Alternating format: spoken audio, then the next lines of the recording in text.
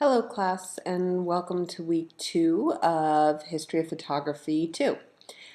This week we're going to take some of the information we learned last week about photojournalists and kind of talk about some overlapping topics and genres as we discuss street photography and the documentary aesthetic, as well as at the end of the week we'll start going into the snapshot aesthetic.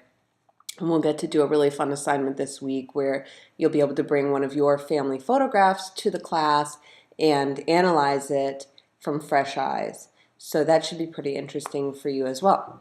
And it's one of the assignments that most students generally really enjoy. So I look forward to that.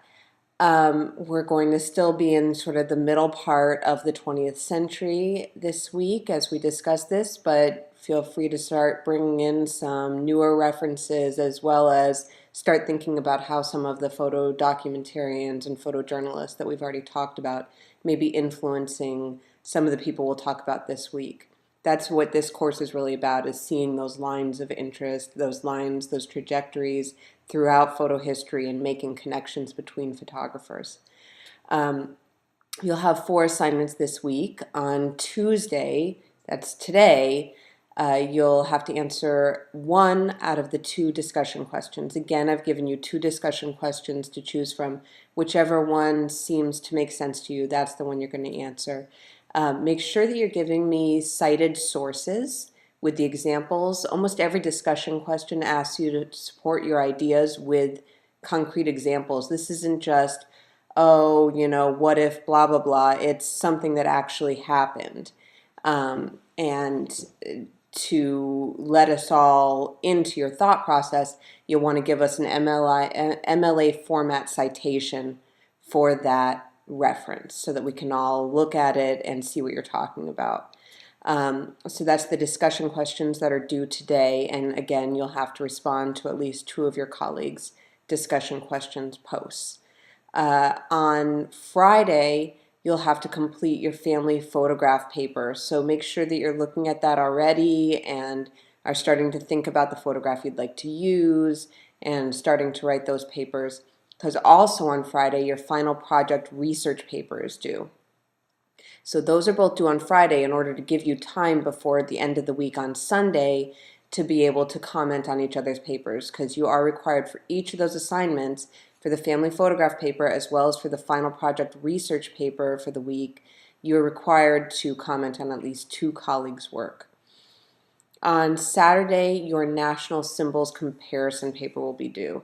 And some of you have already talked about in your final papers for the last week, you've already talked about the photojournalists that are involved in this week's national symbols comparison papers. So you'll have a little bit of a jump start on that. But I hope that you'll, having done some work on this, be able to even come out with more comparisons and more of an interesting analysis. So I'm expecting more from those of you who have already talked about these photographers a little bit in general. On Sunday, each of these assignments, except for national symbols, will need to have 2 reply posts done. So make sure you're replying to your colleagues, and it's better if you're doing that throughout the week rather than all the replies coming in on Sunday, because the point is that we're discussing this as we would in a classroom. So that's a big part of the online environment, and it's a big part of the curriculum in this course to be able to go back and forth with ideas.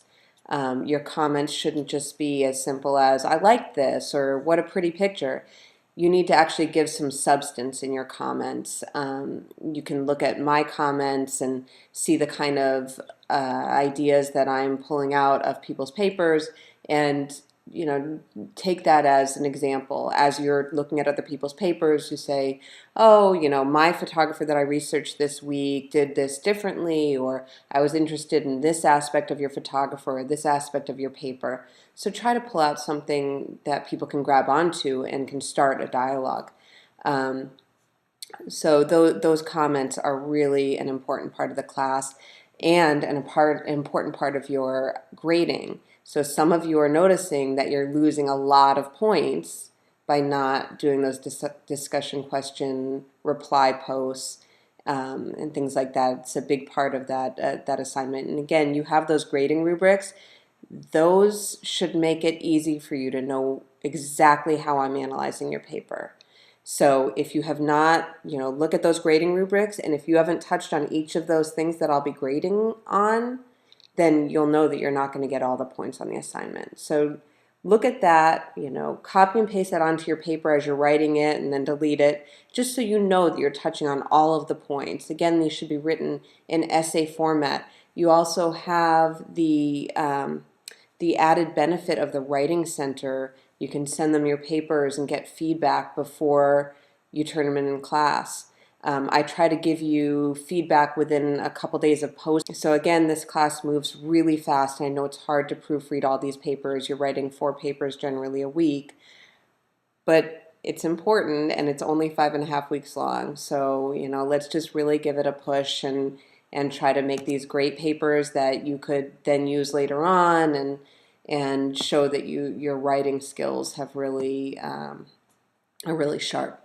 That's important as an artist as well. I know we always think about the arts being a visual medium, but increasingly you need to be able to express yourself in written format. So that's what this class should be able to teach you. Anyway, it's been a great week. I was happy with your work in week 1, and I know it'll just get better from here. So I hope you'll enjoy some of the assignments that we'll have this week, and I look forward to reading your papers.